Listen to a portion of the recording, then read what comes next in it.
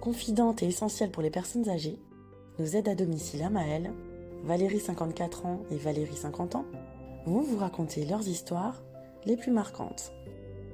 L'histoire qui m'a le plus marquée depuis le début de ma carrière, c'est lors d'une intervention chez un petit couple d'à peu près 90 ans. Quand je suis arrivée, ils étaient assis tous les deux dans le salon. Je leur dis bonjour, ils me répondent et la dame me dit « Je suis fatiguée. » Et là, je la regarde et je vois qu'elle a un masque bleu au niveau des yeux. Donc je me doute qu'il y a quelque chose qui va pas bien.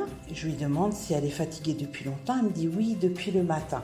Je dis, si vous voulez, on va aller se faire une petite sieste. Et elle me dit oui, volontiers, mais je ne peux pas y aller toute seule. Donc je décide de l'accompagner. Et le monsieur me dit, mais il y a quelque chose qui ne va pas. Alors j'ai dit oui, j'ai dit regardez votre dame. J'ai dit elle n'a pas une couleur normale. J'ai dit elle est fatiguée, j'ai dit on va la mettre au lit. Et il me dit mais non, elle est toujours comme ça. Alors j'ai dit non, elle n'est pas toujours comme ça. J'ai dit je la mets au lit et après on va voir. Et donc je l'accompagne pour se coucher, je l'aide, j'appelle les secours. Et je lui dis, mais la dame a un masque bleu au niveau des yeux.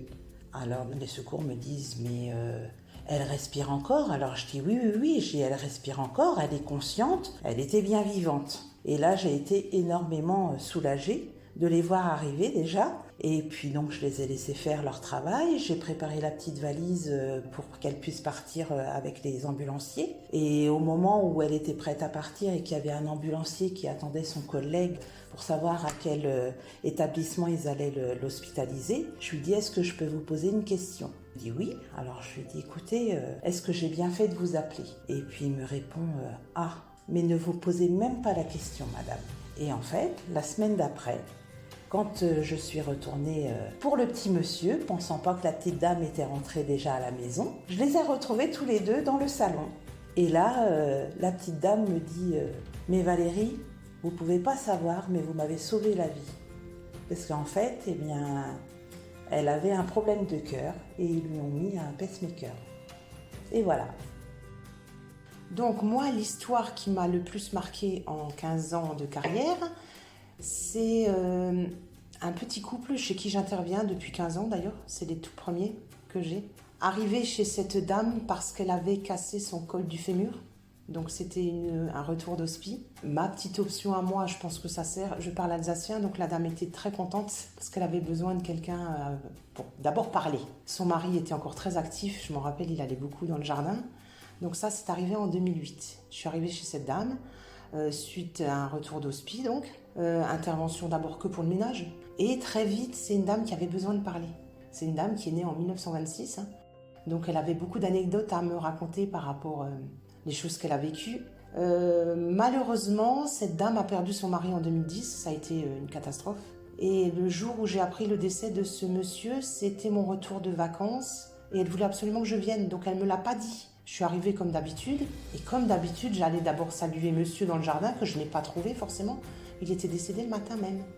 Et elle me dit, oui Valérie, je voulais pas vous le dire parce que je voulais que vous veniez quand même, j'avais besoin de vous. Donc elle s'écroule dans mes bras, les enfants, moi j'avais beaucoup de chance de connaître les enfants parce que c'était c'était une famille qui est très entourée.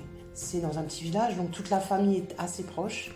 Ça a été compliqué et forcément, je suis allée à l'enterrement. On est forcément impliqué émotionnellement quand on est déjà au bout de 2 ans chez les gens. Alors je vous explique au bout de 15. Mais bref, sa situation a évolué et pas forcément en bien puisqu'elle s'est aussi dégradée. J'avais beaucoup de relations avec sa fille qui m'appelait toutes les semaines parce qu'elle m'a dit oui, avec vous Valérie, vous arrivez à faire des choses que nous on n'arrive pas. Moi je suis que l'aide à domicile, mais j'avais un petit peu... J'ai quelque chose de particulier vraiment avec cette dame. Et il s'avère que ma plus grande victoire, c'était l'année dernière, quand elle n'arrivait plus à cuisiner et qu'il fallait intégrer, à 96 ans quand même, l'idée d'un micro-ondes. Super mignon parce que sa fille m'appelle, elle me dit Valérie, au secours. Il va falloir qu'on trouve une solution. Je suis sûre qu'avec maman, vous y arriverez, vous. Il faut un micro-ondes et il faut faire venir les repas de chez Amael. Pourquoi pas? Et au bout de 3 semaines, je suis allée lui acheter un micro-ondes et cette dame a découvert le micro-ondes à 96 ans. Elle était bourrée d'idées reçues et elle a adoré.